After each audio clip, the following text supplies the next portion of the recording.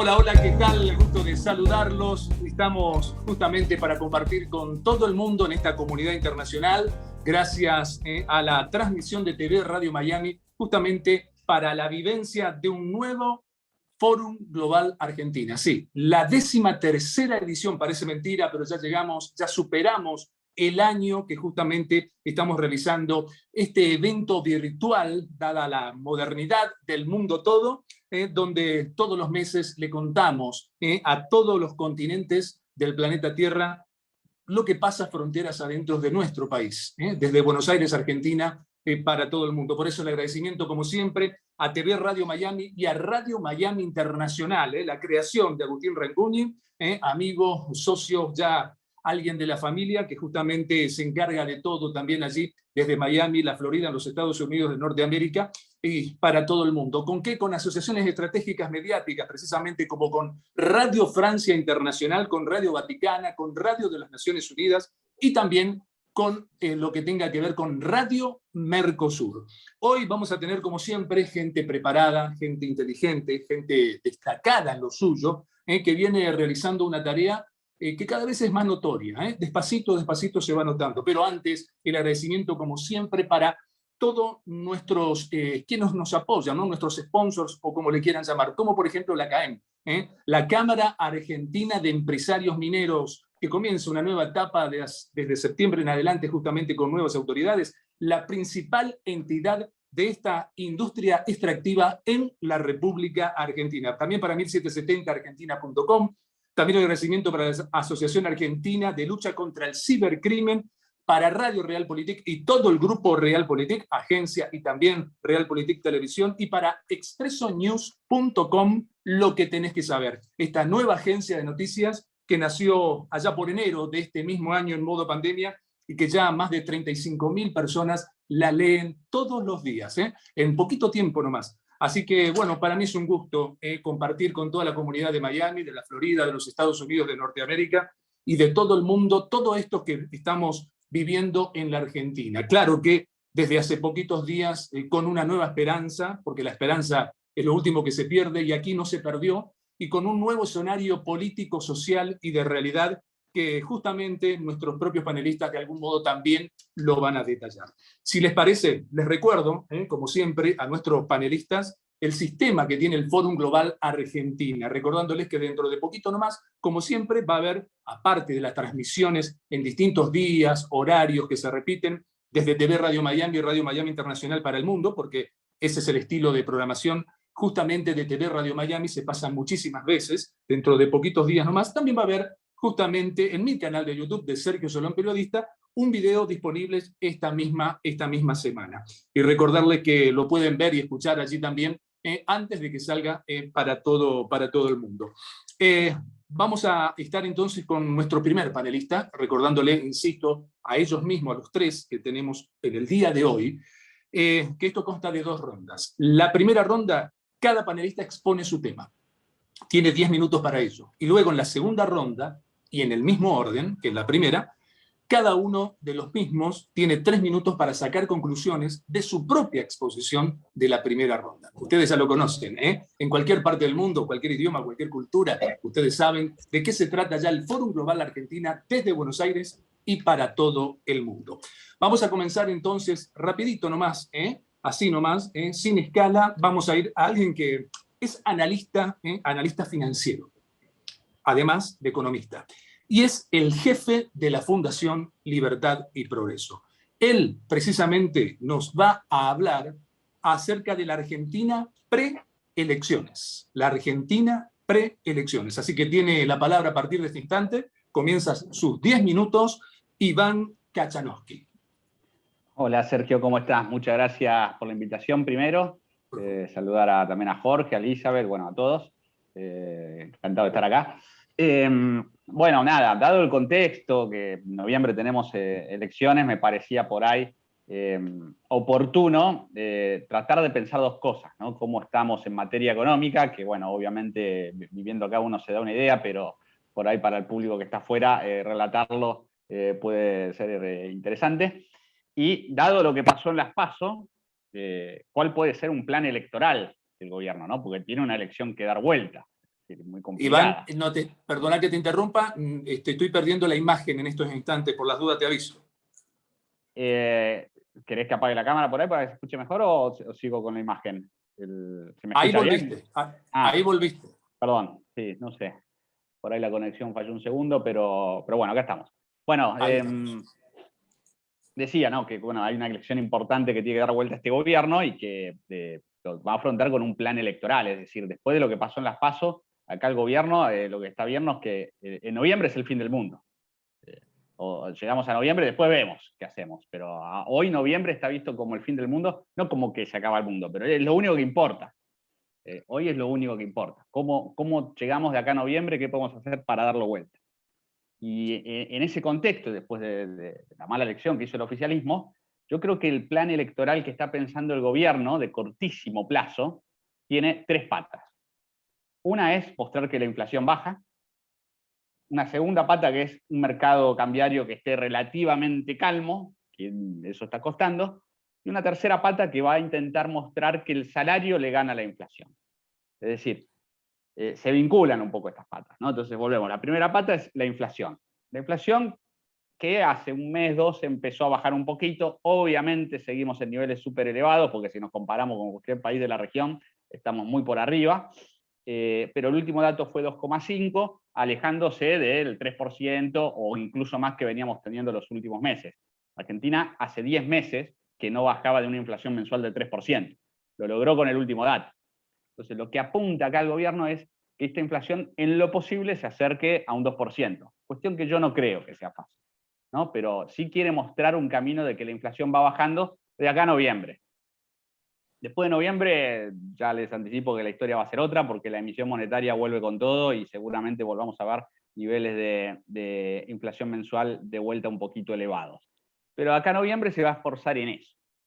La segunda pata que mencionaba era la del tipo de cambio, ¿no? Es una variable muy sensible en elecciones, ¿no? El mercado cambiario en Argentina vive nervioso de por sí.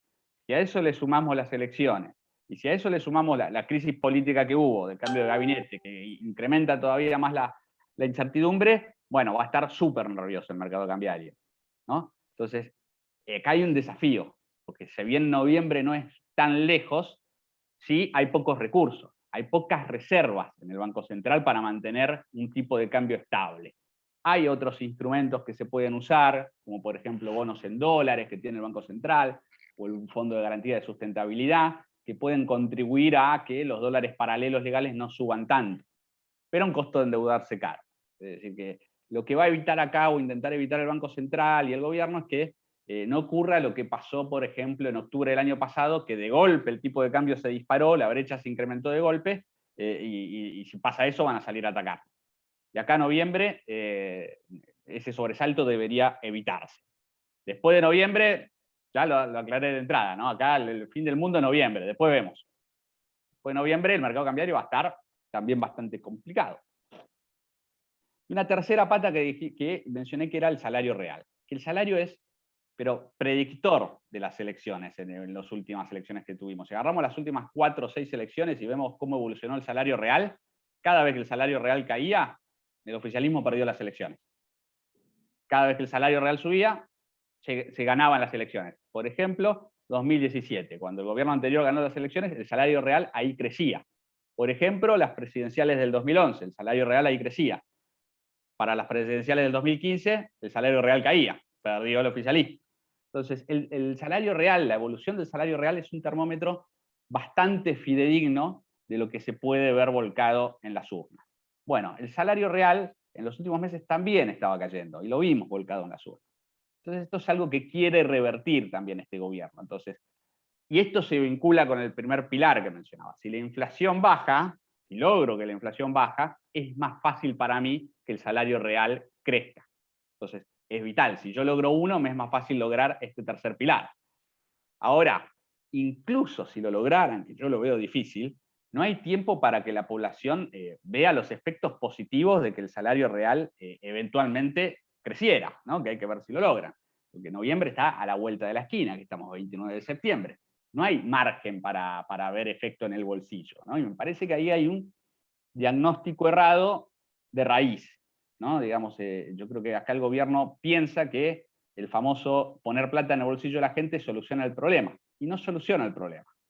No soluciona el problema por dos motivos. El primero es que Argentina, a diferencia de otros países, es un país bimonetario. ¿Qué quiere decir esto? Que gastamos en pesos pero ahorramos en dólares. No porque hay un amor al dólar, porque hay un pánico al peso. ¿Okay? No es que acá salimos corriendo al dólar porque nos gusta. No, salimos corriendo del peso porque no para de perder valor. Entonces, si vos le pones plata en el bolsillo a la gente, no necesariamente va a ir a consumo. Gran parte de esa plata va a ir al mercado cambiario y te pone en jaque el segundo pilar que mencionaba yo del mercado cambiario. Con lo cual, cuidado con esa estrategia.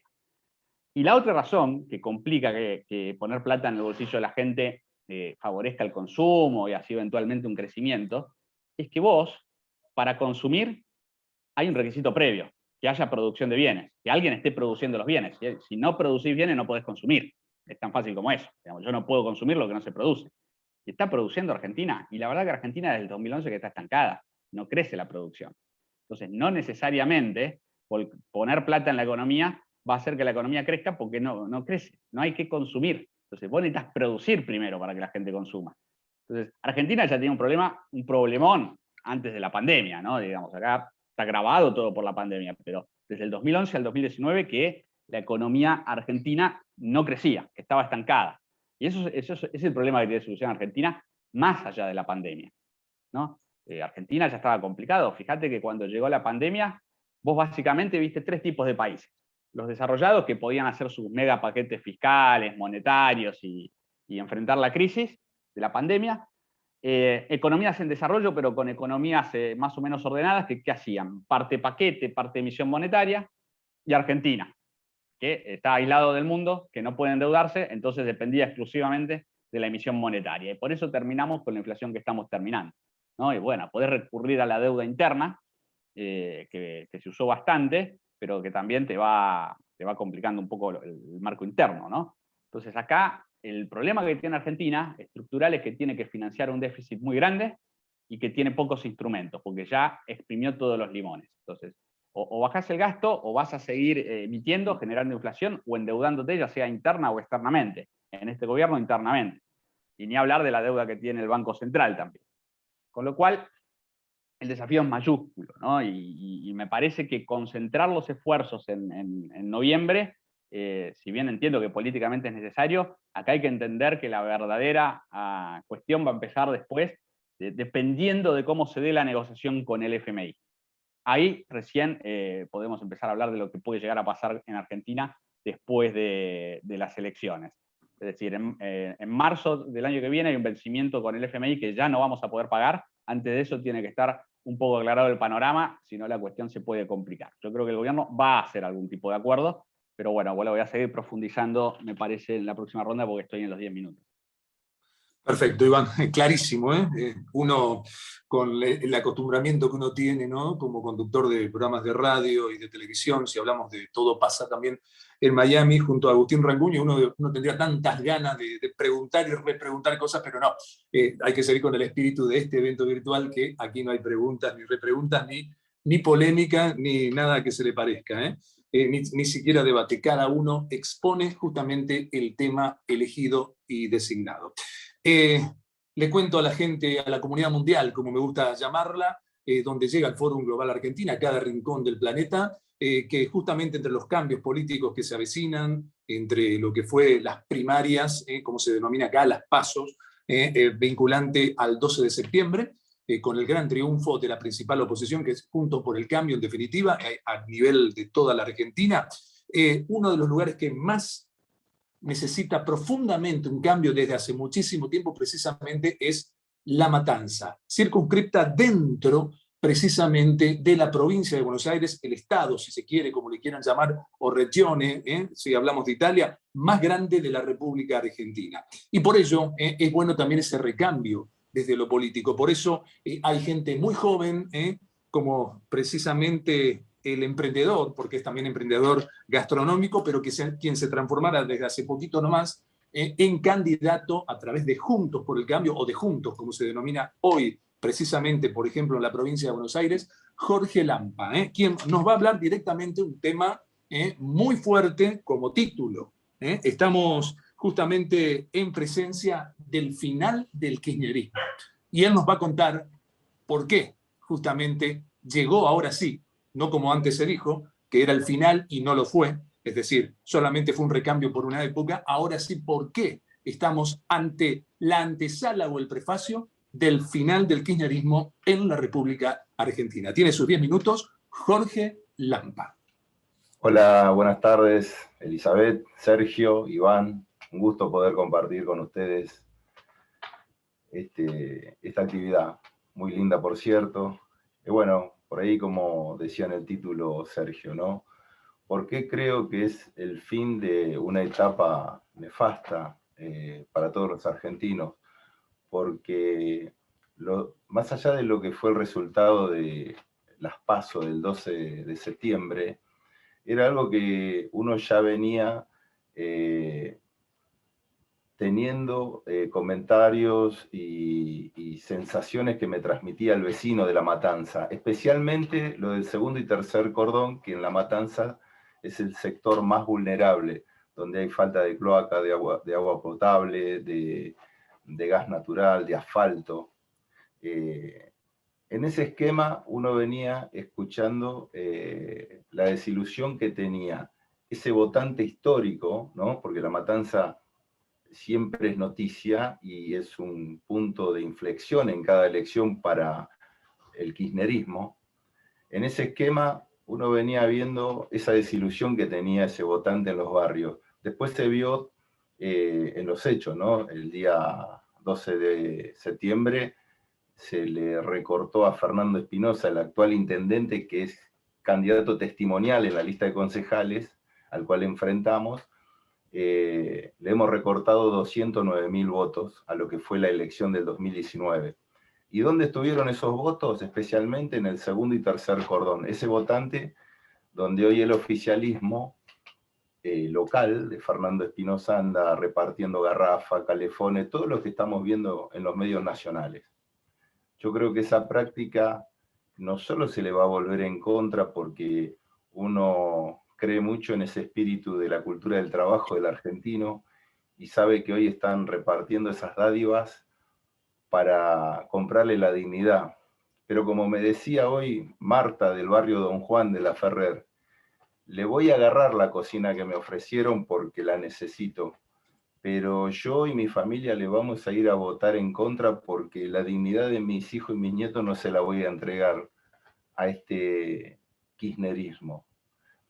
Cuando uno habla del kirchnerismo, habla de la decadencia institucional política que ha generado en el país, la degradación en todo su contenido. Ustedes saben bien, yo vengo de la actividad privada, soy gastronómico, me metí en la política porque hoy, por ahí lo escuchaba Iván, los problemas inflacionarios y económicos y lo que viene. Y a mí como empresario, con una pequeña pyme que tengo, lo vivo día a día. A mí tomar un empleado hoy en la Argentina es carísimo. Entonces, ¿cómo vamos a generar los empresarios puestos de trabajo si no nos dan las facilidades para tomar un empleado? Yo no puedo tomar un empleado en estas condiciones económicas, es inviable. Entonces, ¿qué hace el gobierno actual? Emite dinero. Y como decía Iván, no tengo duda que después del 14 va a profundizar esa política, porque no tienen otra política, está demostrado. Yo les puedo hablar de La Matanza, que es un punto de inflexión en la provincia de Buenos Aires, ¿sí? Que define elecciones a nivel provincial y nacional. La pobreza estructural que tiene el distrito se traslada en 325 kilómetros cuadrados que mide la extensión geográfica. La ciudad de Buenos Aires, en su extensión, son 202 kilómetros cuadrados. O sea, tenemos más de 100 kilómetros cuadrados más que la ciudad de Buenos Aires. En esos 325 kilómetros cuadrados que tiene La Matanza, hay 16 localidades, 2,5 millones de habitantes. El nivel de pobreza estructural es estremecedor. Es recorrer barrios como de Virrey del Pino, por ejemplo, una localidad. Solo esa localidad tiene 116 kilómetros cuadrados donde no hay cloaca, no hay asfalto, el 70% de la localidad. No hay cloaca, no hay asfalto, no hay agua potable. Hay una sala de salud para todo Virrey del Pino. ¿Saben cuántos kilómetros cuadrados tiene Lanús? La intendencia de Lanús, el municipio, 48. Y Avellaneda, otro municipio, 54. O sea, esos dos municipios entran en una sola localidad como Virrey del Pino de La Matanza. En seguridad, Virrey del Pino tiene una comisaría con 8 policías y 3 patrulleros, y uno no anda, porque tiene rota el tren delantero, está tirado en la puerta de la comisaría. Así está La Matanza, con una pobreza estructural y una política de pobrismo, porque lo que genera esta política kirchnerista en la provincia de Buenos Aires, ¿no? Porque lo que pasa en La Matanza pasa en la periferia de Quilmes, en la Villa Itatí, en Montechingolo, en distintas localidades donde los recursos no llegan. No llegan ¿por qué? Porque es una política de expresión. Ellos quieren mantenerte pobre. Los hospitales de La Matanza, que son 3 provinciales, el Balestrini, el Simplemente Vita y el Diego Paroicien de Isidro Casanova, no tienen algo tan simple como un oftalmólogo. No lo tienen. El vecino que tiene un problema de vista, gratuitamente tiene que ir al Santa Lucía, en Ciudad de Buenos Aires, a atenderse, porque no hay acá. Y si quiere atenderse en Matanza, tiene que pagar uno privado. Esta es la situación en lo sanitario. El tema de inseguridad, lo mismo. Inunda la ciudad de La Matanza con carteles donde dice que puso 5.000 cámaras de seguridad. Yo les puedo dar fe de que acá, cuando hay un hecho de inseguridad, de robo, de violencia, o un accidente de tránsito, con lo único que tienen la justicia para definir la situación de cómo fue el hecho, es la cámara de seguridad que puso un vecino, o una alarma vecinal que ponemos entre todos los vecinos, colaborando y poniendo un pesito cada uno para poder protegernos, porque el Estado ausente en su máxima expresión. Y así varios ítems. Podemos hablar del tema de gendarmería, operativo de gendarmería. Desde el 10 de diciembre del 2019 no hay más en La Matanza, no se ve un gendarme.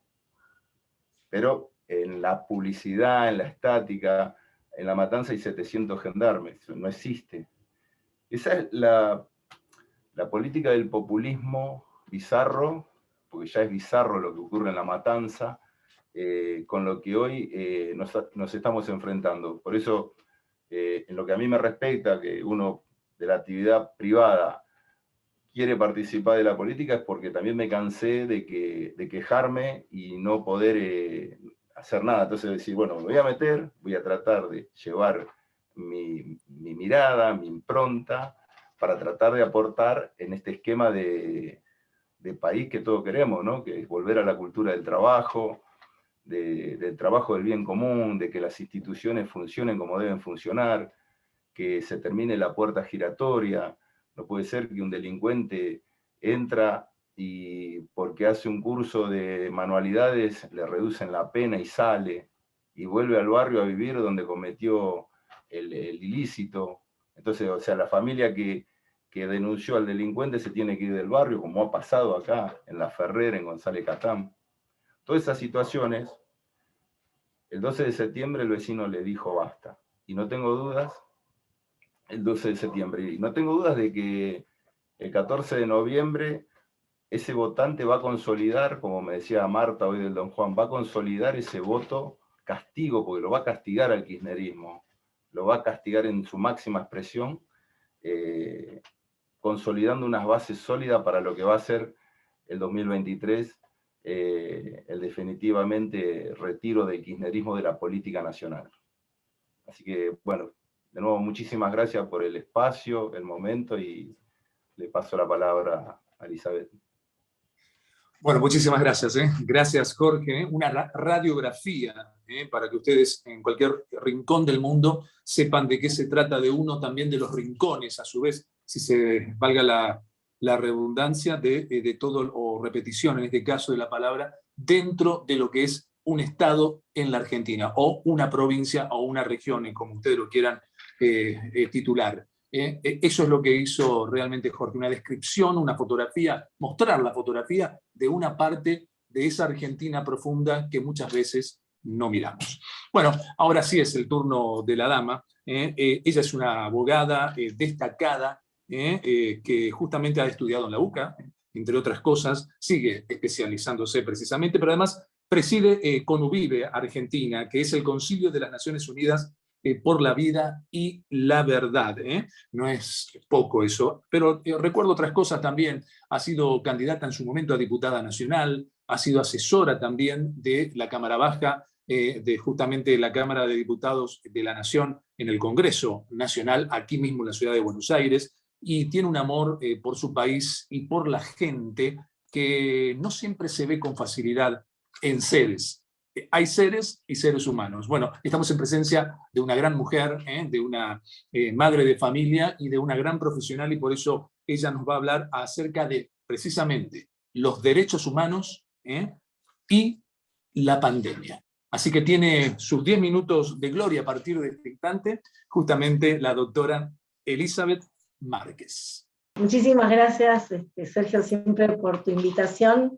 En esta segunda oportunidad que tengo el gusto de participar con Iván y con Jorge, que me encantaron sus ponencias muy interesantes, un poco te choquea porque, bueno, son temas que hay que tocarlos aunque duelan, y el tema que yo les voy a plantear es un tema que en realidad me planteé cuál era el objetivo que yo quería cumplir hoy acá en este fórum, y era en especial ver qué pasa con las personas más vulnerables de nuestra sociedad, y qué es lo que les ocurrió durante esta pandemia, ¿no? Pandemia que tengo que primero dejar claro que hasta el año 2009 era algo diferente de lo que soy. Hasta el año 2009 la significación, la OMS la cambió, y dejó de ser ya algo con una mortalidad significativa, sino que simplemente la OMS lo describe como algo que toma varios países, ¿no? Una enfermedad que toma varios países. Bueno, dentro de este contexto, por supuesto, los primeros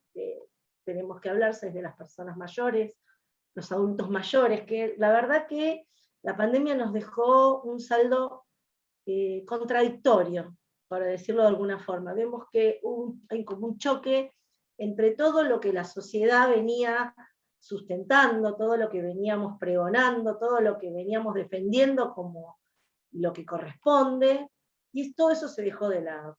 Por un lado, ¿qué veníamos diciendo siempre? Que los abuelos son personas que tienen que ser autosustentables, personas que ya no es el mismo concepto de antes, personas activas, personas que tienen autosuficiencia, por supuesto, autonomía. Sin embargo, la pandemia dejó de lado todo eso, los obligó a encerrarse, les obligó a pedir permiso para poder salir a un médico, los obligó a casi alejarse de todos sus familiares, y sobre todo los obligó a no tomar decisiones de una manera autónoma, no asumiendo quizá los riesgos de hacer determinadas actividades, como si una persona adulto mayor no supiera los riesgos que podría llegar a correr o no. Y los dejaron acorralados, fueron las primeras víctimas, yo diría, de esta pandemia, porque fueron los primeros que les impidieron salir, los primeros que no pudieron hacer un montón de cosas. El segundo grupo, evidentemente, son las personas que tienen alguna discapacidad, que también, en este caso, veo que no solo no se tuvo en cuenta con todas las medidas que se fueron tomando, no solo en Argentina, ¿no? Sino a nivel global, no se tuvieron en cuenta que, por supuesto, las personas con discapacidades tienen los mismos derechos que las personas que no tenemos discapacidades, pero por sobre todas las cosas, también tienen un derecho a ser tenidos en cuenta en forma prioritaria en esta situación. Sin embargo, sabemos que hay muchísimas personas que han tenido que dejar tratamientos, personas a las que no han podido continuar con terapias muy importantes, ¿no es cierto? Y voy a dar un ejemplo muy burdo, pero quizá muchos de los que escuchen este foro no sabían que, por supuesto, una persona epiléptica no tiene obligación de usar barbijo. Sin embargo, no hubo ninguna campaña de concientización en ese sentido, no solo para que las personas que tienen epilepsia no lo utilicen, sino que para que toda la sociedad los vea empáticamente y entendiendo que no todos podemos usar barbijo, y no hay una igualdad entre iguales en esta situación, sino que cada uno tiene que ser tratado acorde con su situación particular. Es un ejemplo de los tantos que puedo dar, pero me parece muy gráfico, porque cada vez que lo comento, la mayoría me dice, la verdad que no sabíamos eso, y es tan importante, consideramos la cantidad de población con epilepsia que hay en nuestro país. En tercer lugar, por supuesto, tengo que hablar de los niños que si bien al principio no se sabía bien cuál era el índice de probabilidades de un contagio de este problema que teníamos, ¿no es cierto?, de este síndrome. Después se supo realmente que son la población menos afectada, que realmente casi no tiene un riesgo de contagio y de mortalidad casi nula. Sin embargo, a los niños les dieron vuelta a su vida de un día para el otro, no pudieron ir a la escuela, no pudieron ver a sus abuelos, no pudieron jugar. Digamos que la Convención de los Derechos del Niño fue rota en 100.000 pedacitos, voló por los aires y nadie se ocupó de eso. Y esto lo tengo que decir, primero porque soy mamá, y segundo porque me parece que como abogada especialista en derecho de familia, no puedo dejar de decir que hay un principio rector en toda la legislación, que empapa toda la legislación nacional, que es el interés superior del niño. Ese principio rector, que quiere decir o que significa, en términos muy prácticos, ni más ni menos que cualquier decisión que tome, primero hay que fijarse que no afecte al niño, ¿sí? Y luego venimos los adultos y todo lo demás. Primero los niños. Sin embargo, esto no pasó, y puedo decir que cualquier evaluación que se haga en el corto plazo de lo que está ocurriendo, o las secuelas que esto va a traer, digo que va a ser absolutamente aventurada y seguramente errada. Las secuelas de lo que los niños han vivido en este año y medio, sin ir a la escuela, sin poder tener contacto como habitualmente tienen, con el cercenamiento de todos los derechos que son constitucionalmente e internacionalmente reconocidos a los mismos, como, por supuesto, jugar, por supuesto, socializar, un montón de cosas. Esto va a traer secuelas a largo plazo que las vamos a empezar a ver, yo creo, de aquí en adelante, y cada vez peor, y vamos a estar una década viendo las consecuencias de lo que ha ocurrido en nuestro país y en el planeta. Entonces, realmente, teniendo en cuenta estos tres grupos, no puedo más que decir que esta ha sido una pandemia en el sentido de la flagrante violación que hubo de los derechos humanos, sobre todo de estos tres grupos que fueron muy vulnerados realmente, y que a pesar de que ha habido serias advertencias por parte incluso de organismos internacionales de defensa, en el sentido de alertar a los estados con respecto a lo que estaba ocurriendo, a la priorización de las personas con discapacidad, a la autonomía de la voluntad de las personas adultas, al interés superior de los niños. Sin embargo, los estados, muchos de ellos, como lamentablemente el nuestro, no han reaccionado, y por tanto, no sé cuántos años Argentina va a tardar en recuperarse de esta pandemia en las afectaciones humanitarias que hemos tenido. Y bueno, después voy a sacar algunas conclusiones, pero básicamente esta era la idea de mi reflexión para el día de hoy. Muchas gracias. Perfecto, Elizabeth, clarísimo como siempre. Esto es algo que obviamente lo sabe todo el mundo, pero lo tiene ahí a un costado, ¿no? Este desgaste que ha producido esto, que las consecuencias y derivaciones precisamente las vamos a ir viendo de a poco, lamentablemente en cuotas, digo, y por mucho tiempo. ¿Quién será a cargo de eso? Me pregunto, ¿no? ¿Qué político? ¿Qué funcionario? Cuando estemos 5, un lustro, 10 años, como dijo Elizabeth, ¿quién se hará cargo? ¿Va a haber lluvia de juicios de toda índole en todas las naciones del mundo contra los funcionarios o exfuncionarios que no administraron como corresponde esta pandemia, plandemia, pseudopandemia? Pónganle el nombre, título o subtítulo que cada uno en el rincón del mundo le quiera poner. De esta manera ya damos por terminado entonces la primera ronda con nuestros panelistas en esta 13ª edición del Fórum Global Argentina. El recordatorio, como siempre, y agradecimiento por demás a la Cámara Argentina de Empresarios Mineros, a sus nuevas autoridades, justamente por una minería sustentable en la República Argentina. También agradecimiento para 1770argentina.com, para la Asociación Argentina de Lucha contra el Cibercrimen, para Radio Realpolitik, el Grupo Realpolitik y para expresonews.com, lo que tenés que saber.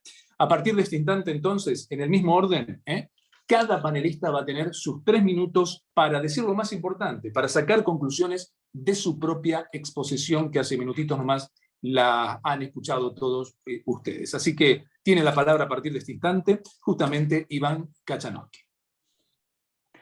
Bueno, gracias de vuelta, Sergio. Gracias, Jorge, Elizabeth. La verdad que aprendí con las ponencias de los dos. Bueno, en lo que me incumbe a mí, que es lo económico, me parece que la reflexión más importante es tratar de entender que Argentina necesita discutir de la manera más madura posible cómo implementar las reformas estructurales. No ya si hay que implementarlas o no, sino cómo. Es decir, años atrás se debatía si había que hacerlas o no. Yo creo que ahora hay que empezar a discutir cómo. Es decir, esto de Argentina, desde el 2011, que no funcione, los problemas vienen de antes. Y Argentina tiene desequilibrios económicos que pueden llegar a arrastrar 60 años de historia. Entonces, si vos tenés desequilibrios macroeconómicos de 60 años, tus desequilibrios son estructurales. Y si tus desequilibrios son estructurales, tus reformas van a tener que ser estructurales. Es decir, no vas a poder resolverlo de otra manera. Entonces, en estas reformas estructurales que creo que se tiene que plantear Argentina, que son varias, por ejemplo, la laboral, la reforma del Estado, la reforma impositiva, la reforma de comercio exterior, creo que la reforma laboral es una de las más importantes y algo mencionaba Jorge, ¿no? Digamos, lo difícil que es contratar a una persona. Es decir, yo hablo con muchos empresarios pymes y varios de ellos me destacan 2 cosas. Yo quiero contratar más gente, pero no puedo, principalmente por 2 razones. Una, la cantidad de impuestos que tengo que pagar. No puedo pagar más impuestos. Yo quiero contratar más gente, pero como tengo que dedicar plata a pagar impuestos, no puedo. Y 2, el problema de los juicios laborales, que ha corregido mucho el gobierno anterior de eso, por lo menos con los de riesgo de trabajo. No sé cómo siguen los de indemnización por despido. Pero básicamente hoy la sensación que tienen varios empresarios es que si contratan a alguien, tiene un alto riesgo de recibir un juicio y no le conviene. Entonces, el problema, y esto que hay que debatir, de cómo modernizar la legislación laboral para que no sea tan rígida.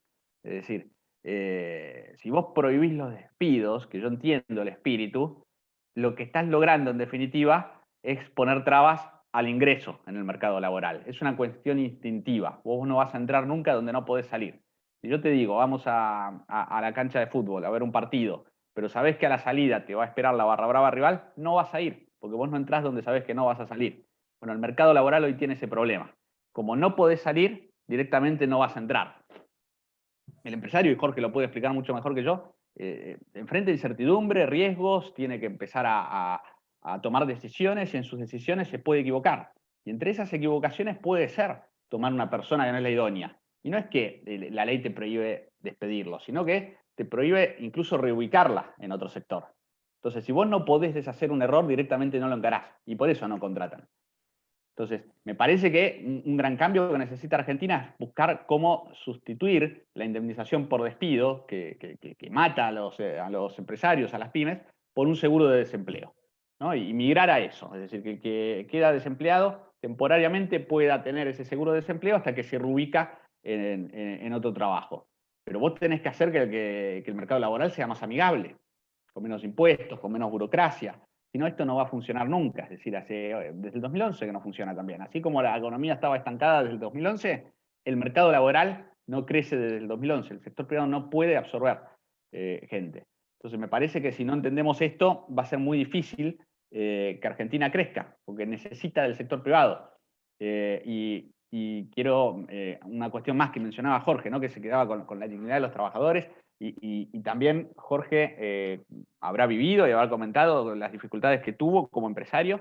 En el 2018 tuve la oportunidad de hablar con varios emprendedores en situación de vulnerabilidad. De la 1114, de la Cava en San Isidro, de barrios vulnerables de Tigre. Y hablaba con emprendedores que son informales, la tienen todavía más difícil. y uno quedaba sorprendido de la cantidad de ideas que salían de esas personas. Es decir, mi conclusión y mi lado de esperanza es que ideas hay. El problema en Argentina es que trabas hay muchos más. Entonces, si vos trabajás en sacar las trabas, esas ideas van a florecer y te van a ayudar a sacar el país adelante. Pero tenés que darle un medio ambiente institucional para que puedan hacerlo. Está clarísimo. Iván, muchísimas gracias. Y bueno, te pasó la pelota, Jorge, siguiendo el orden precisamente de cada ronda de este Fórum Global Argentina, para que prosigas justamente con tu conclusión en 3 minutos. Sí, voy a ser breve. Ahí lo escuchaba Iván y me volvía al recuerdo hace unas semanas atrás al ministro de Economía, Guzmán, decir que la inflación no era una responsabilidad del Estado, del gobierno, sino una responsabilidad colectiva, como si nosotros tuviéramos culpa del desastre económico que están haciendo, ¿no? Pero a mí no me extraña de que vivan echando culpas a todos los problemas que ellos no pueden resolver. Enseguida buscan un culpable, retroceden en el tiempo, sino que vimos en la última semana cuando el gobierno tomó medidas en este cambio de ministerio, cambiar para no cambiar nada, porque tenían que haber cambiado 3 ministerios o ministros que han fracasado, como la ministra de Salud, ya todos sabíamos, no solo el vacunatorio VIP, sino todo el desastre que hicieron de Ginés hacia la actual ministra. El ministro de Trabajo no aporta una idea, no se le cae una idea, y el ministro Guzmán, no lo tocaron, el de Economía. ¿Qué hicieron? Politiquería. Trajeron a Mansur, que en el 2001 al 2003 fue secretario de Salud de La Matanza. Secretario de Salud de La Matanza. Los hospitales y la sala de salud de La Matanza, lo pueden buscar en Google, fueron un desastre la gestión de Mansur. Ese mismo desastre lo trasladó a Tucumán. Pobreza, hambre, bueno, lo que todos vemos día a día de Tucumán. Hoy lo premian con un ministerio. Eso es Mansur. Nació políticamente acá en La Matanza. Por eso La Matanza siempre es el epicentro de todo lo que se genera. Esperamos cambiar esta realidad. Y para el final, quiero darle un dato que es triste, pero que estamos con toda la fuerza de que lo vamos a cambiar, con todos los que hoy nos pusimos la mochila de cambiar esta realidad en la provincia de Buenos Aires, porque si cambiamos La Matanza, que es la que define electoralmente la elección en la provincia, cambia la Argentina, porque ese efecto dominó va a existir. Una estadística tristísima es que 7 de cada 10 chicos en La Matanza no satisfacen sus necesidades alimentarias y sanitarias. Esa realidad la vamos a cambiar el 14 de noviembre, consolidando esa base de cambio que todos los bonaerenses queremos para nuestra provincia y nuestro país. Volver a la cultura del trabajo, porque el argentino tiene ese fuego sagrado de ir a pelearla, una changa, de entrar de albañil, de ayudante de cocina en un restaurante, de mozo, de pelearla. No quiere más el plan, quiere trabajar. Y eso lo vamos a reflejar con trabajo. Así que les agradezco la participación a Sergio, Elizabeth, un gusto, Iván, un lujo, la verdad, participar con ustedes. Muchísimas gracias y a disposición para un nuevo encuentro. Muchísimas gracias. Gracias, Jorge, realmente por participar también. Bueno, y la dama tiene justamente el cierre de la segunda ronda y de toda esta 13ª edición del Fórum Global Argentina para el Mundo. Elizabeth, tus 3 minutos. Bueno, primero agradecer nuevamente haber podido participar con estas personas tan jóvenes, tan pujantes, y yo me considero también joven y pujante. Creo que una Argentina mejor nos espera. Tenemos que resolver muchos temas, como es claro, los datos que recién dijo Jorge los conocemos, sabemos la deserción escolar que hay, tremenda, a partir de la pandemia. 50% de los chicos en algunas provincias dejaron la escuela, son números aterradores. Los números económicos, bueno, ni hablemos de la pandemia económica que estamos atravesando y la inacción, ¿no? Y con respecto al tema, por supuesto que a mí me preocupó y me trajo hasta acá, bueno, la verdad que tengo que concluir que los abuelos fueron tratados como viejos, los niños fueron tratados como vectores de contagio, de los más graves, y las personas discapacitadas fueron tratadas como personas descartadas. Y creo que esta juventud pujante que representamos, y que sé que somos muchos millones de argentinos que queremos salir adelante, también sabemos que esta pandemia, que en el 2009 no hubiera existido, nos dejó en un lugar muchísimo peor de lo que realmente podemos resistirnos. Ya no lo podemos resistir más, y tenemos que levantarnos en todos los aspectos. No hay un solo aspecto de nuestro país que esté bien, ni el económico, ni el social, tampoco los derechos humanos. Estamos atravesando un infierno, pero creo que tenemos que poder, tenemos que salir adelante y seguir diciendo las verdades, estudiando los temas, poniendo las cosas en manos de gente que sabe, y sobre todo en gente que tiene un espíritu patriótico. Yo me considero que tengo patriotismo en mi corazón, y sé que ustedes también lo tienen, y bueno, que no nos dé vergüenza decir que somos patriotas, que queremos esa Argentina que soñaron nuestros padres de nuestra patria, salir adelante, y que no haya niños pobres, que no haya personas que tengan que estar mendigando un plato de comida, una casa, un techo, una medicación, un oftalmólogo. Es una vergüenza, la verdad que espero que todos podamos trabajar para eso, y te agradezco, me encantó estar con ustedes, Iván, Jorge, y por supuesto Sergio, siempre dispuesto.